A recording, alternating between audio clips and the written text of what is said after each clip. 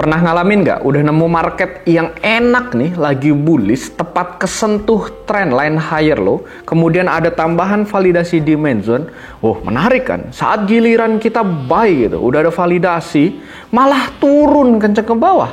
Atau ketemu market yang lagi bearish nih, kemudian ketemu supply zone, candle validasi udah ada. Pas kita sell, malah nembus kenceng, semua supply ditembus. Itulah alasan kenapa trader juga harus tahu narasi fundamental. Mau sebagus apapun pola di market, kalau tiba-tiba aja data inflasi Amerika meninggi, hancur semua pola yang kamu pelajari, bos.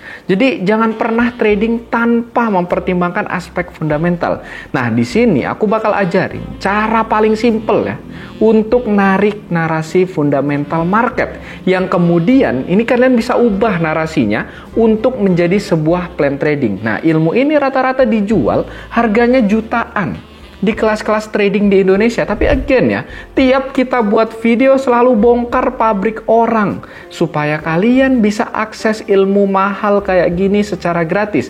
Kalian cukup support kita aja. Aku akan coba bikinkan video ini dengan cara yang paling sederhana. Tapi tetap ya, namanya market pasti nggak mudah. Ya, at least kalian prepare lah, siapkan kertas, pulpen, ataupun tonton video ini secara berulang-ulang.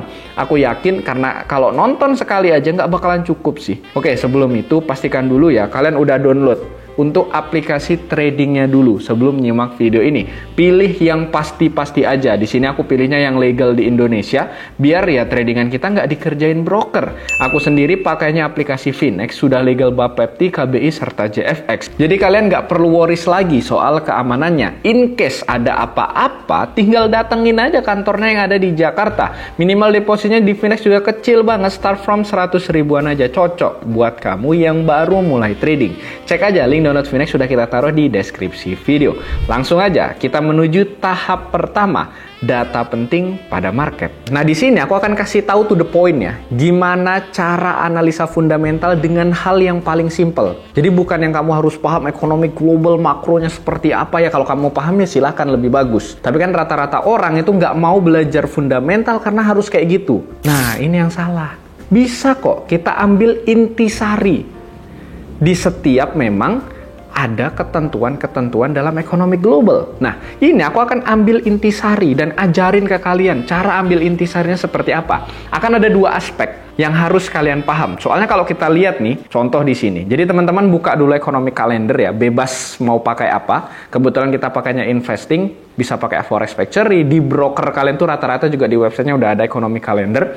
Kalau kita lihat, ini sangat banyak Pak newsnya. Tentu kita pusing. Harus lihat yang mana. Kalau aku bisa ngomong kalau di investing, fokus di bintang 3 aja. Nah, tapi ketika kita lihat bintang 3, hampir tiap minggu ada. Even tiap hari. Gitu. Jadi, harus yang mana dong yang gue lihat ini? Nah, itulah pentingnya kita ambil intisari news. Nanti, cuman akan ada dua aspek yang akan kita lihat. Yang pertama adalah narasi news. Dari news yang sebanyak ini, kita representatif menjadi 3 news aja yang akan mewakili semua news gitu. Karena ini jadi topnya. Kemudian yang kedua, kita kawinkan dengan struktur indeks dari negara tersebut. Jadi harus connect nih. Nah, 3 news yang paling penting, yaitu yang pertama yang harus kalian lihat adalah inflasi. Tingkat inflasi itu biasanya tergambar dari CPI atau Consumer Price Index. Gimana cara nyarinya? Simple, kalian ke investing, lalu filter, cari aja CPI kayak gini. Nah, ketik aja, nanti muncul yang yearly to yearly atau monthly to monthly. Pilih salah satu aja. Kalau yearly to yearly berarti lebih lebar ya. Kalau monthly to monthly ya fokus kalian diperkecil ke per bulan. Contoh kita ambil yang kecil aja ya, yang monthly to monthly. Kemudian diklik, nah lihat bintang 3 juga kan? Bisa diklik, nanti muncul di bagian sini, kalian bisa lihat fokus yang 1 year, dan lihat di sini nih. Lihat Pak. Nah, ini datanya dia. Pasti teman-teman bingung, ini maksudnya apa Mas? Gampang. Ketika price index ini lebih besar, maka lebih bagus ke negara tersebut. Berarti inflasinya mulai terdorong turun. Gitu ya. Oke, udah dapat? Jadi ketika ini munculnya merah, nih contoh dari 0,2 forecast, previous juga 0,02, actualnya minus, turun 0,1, berarti inflasi di Amerika ada kenaikan. Gitu. Jadi kita lihat tingkat inflasi dari Consumer Price Index. Ketika ini naik, ini bagus. Itu udah dapat. Jadi kita ngelihat dari CPI. Kemudian yang kedua, ini akan mengarahkan ke Fed rate atau pemangkasan suku bunga. Nah, untuk cara carinya yang news kedua sama ya caranya. Di sini teman-teman tinggal filter. Nah, untuk namanya yaitu Fed Interest Rate Decision atau pemotongan suku bunga. Ini biasanya ngikutin Consumer Price Index atau tingkat inflasi. Ketika ini negatif, yang CPI tadi, itu almost impossible untuk menurunkan suku bunga di kondisi inflasi yang masih tinggi. Gitu. Jadi ketika nanti munculnya itu CPI-nya negatif, oh ini pasti hampir tidak mungkin menurunkan suku bunga. Tapi ketika CPI-nya positif, yang tadi, oke, inflasinya mulai turun, nah ini sign akan ada pemangkasan suku bunga. Kita bisa cepat gitu. SAU-nya gimana? Euro-nya gimana? Cepat. Nanti bisa jadi plan trading ini. Gitu. Jadi kita klik aja. Kemarin aku ngomong bahwa tidak akan ada pemangkasan suku bunga. Dan lihat di sini tidak ada pemangkasan suku bunga. Gitu. Nah nanti kita lihat data CPI-nya gimana. Karena itu CPI dulu muncul, baru Fed Interest Rate Decision. Jadi kita bisa menggambarkan tingkat ekonomi Amerika dari situ. Nah, ini kan ngikut CPI. Kemudian ini juga akan diikuti gitu. Dua data ini diikuti data yang terakhir tenaga kerja, NFP. Kemudian kalian tinggal cari aja NFP kayak gini, yang ini US Non-Farm Payroll. Kemudian kalian klik dan nanti muncul juga di sini. Nah, kalian bisa cek kelihatan NFP ini biasanya itu sama kayak dua news sebelumnya. Ketika memang inflasi lagi tinggi, terus Consumer Price Index-nya negatif, tidak ada pemangkasan suku bunga, biasanya NFP itu akan ngikut tenaga kerjanya kesulitan untuk mencari pekerjaan. Lowongannya tuh makin nipis gitu. Biasanya kayak gitu. Cuman ini lebih incorrelate aja daripada dua news tadi. Cuman ini ada hubungannya. Kayak gitu. Nah, contoh yang incorrelate itu kemarin.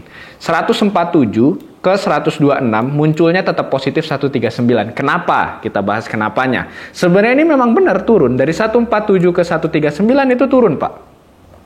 Tapi konsensusnya yang kadang suka terlalu ambisius untuk menurunkan dari tenaga kerja tersebut. Jadi ini agak sedikit, ya gameplaynya agak sedikit berbahaya untuk yang NFP. Gitu. Jadi tiga news tadi itu penting. Yang pertama CPI, Fed Interest Rate, dan ketiga NFP. Nah, tiga ini at least searah itu udah cukup. Jadi kalaupun NFP nggak kalian ambil, itu dapat dua, Pak. Gitu. Dapat yang CPI, dapat yang Interest Rate Decision. Nah, kelihatan kalau memang narasi datanya kan tadi negatif ya. CPI negatif, inflasi masih tinggi, nggak ada cartridge. Lihat struktur dari DXY. Turun terus. Nah, inilah yang kita lakukan untuk jadi plan trading, Pak. Lihat, ketika dia memang drop level dari area atas ini, kemudian drop, continuation kita ikutin, dan sekarang continuation pun kita ikutin. Setelah semua info tersebut kalian pegang, selanjutnya rubah semua narasi tersebut ya. Narasi data, narasi indeks menjadi sebuah plan trading. Aku kasih ketentuannya dulu nih. Ini wajib kalian catat ya. Jika indeks DXY yang tadi kita analisa itu mengalami penguatan, maka ketentuan plan tradingnya seperti ini. Nih lihat nih, udah aku catatkan. Silahkan dilihat aja. Sementara jika DXY mengalami struktur pelemahan, maka ketentuan plan tradingnya seperti ini. Nah, oke, silahkan di-pause dan disimak aja, ada dua ketentuannya. Jadi ingat ya, yang USD-nya di belakang, oke, ingat belakang, itu berlawanan arah. Yang USD-nya di depan, itu searah. Belakang berlawanan, depan searah. Udah, enak. Nggak usah dihafal, itu udah gampang banget. Belakang berlawanan, depan searah. Sekarang kita coba praktekkan ketentuan plan trading tersebut ke market. Nah, gimana untuk ngerubah jadi plan trading? Nah, contoh di tanggal 23 kemarin, kita kirimkan PUV DXY kita melemah kayak gini. Ada analisanya, jelas targetnya, harganya, oke, supply zone-nya ada. Kemudian lihat, langsung dia drop ke bawah. Nah, kita cukup lihat yang data-data tadi 3, kita tahu ini arahnya kemana indeksnya. Ngaruhnya apa? Kita enak tradingannya ke space yang terkait. Lihat di sini, tanggal 23 point of view kita adalah DXY mengalami pelemahan. Kita call apa? Euro USD-nya buy. Oke. Ini real time ya, Pak. Tidak ada edit-edit. Kemudian GBP USD kita call juga buy. Plus, kita lihat ke bawah. Ketika di XY-nya drop, ini pas kita entry juga kita call ya. Oke, kita entry di 114917 di Euro USD. Pas drop, kenceng, XAU naik. Kenceng. Dapat 320 pip. XAU tadi ada ya analisanya di bagian atas sini. Nah, ini kita ambil point of view XAU. Kemudian, selain XAU, yang kita call 2 tadi, Euro USD langsung hit TP2, naik kenceng banget. Dan terakhir GBP USD langsung kenceng, naik ke atas. Nah, jadi ketentuan-ketentuan yang tadi ini wajib kalian paham. Ketentuan indeks yang harus teman-teman pahami. So, sekarang ini gimana untuk indeks di XY kita sangat clear ya, lihat nih. Di XY berpotensi melemah. Yang USD-nya di belakang cari buy terus. Yang USD-nya di depan cari sell terus gitu. Jadi ini cara mengawinkan narasi sebuah fundamental dengan narasi sebuah technical. Kita bisa connect. Jangan terlalu buta. Ya trader memang technical terus, Pak. Tapi jangan kacamata kuda lah, come on. Cuman supply demand apa itu semua. Ketika data inflasinya memang lagi menguat, oke? Karena price index-nya tadi itu melemah, ya mau gimana? Tetap dia akan terus melemah. Mau lu bikin demand 10 di situ lu lapis-lapis percuma, tembus terus itu. Karena inflasinya lagi tinggi gitu. Tapi nanti ketika data inflasi ini mulai rebound, mulai menurun, price index mulai positif, ada cut rate, pelan-pelan dia naik gitu. Jadi again ya, jangan terlalu kacamata kuda. Inilah yang bisa kalian lakukan. Silahkan dipakai aturan-aturan yang sudah aku kasih. Dan ini harusnya simple, tapi again gak gampang. Simple tapi gak gampang ya. Daripada lu harus baca news yang sangat banyak, kemudian ikut konferensi, ambil intisari datanya aja. Oke, semoga dengan adanya video ini bisa memfasilitasi teman-teman.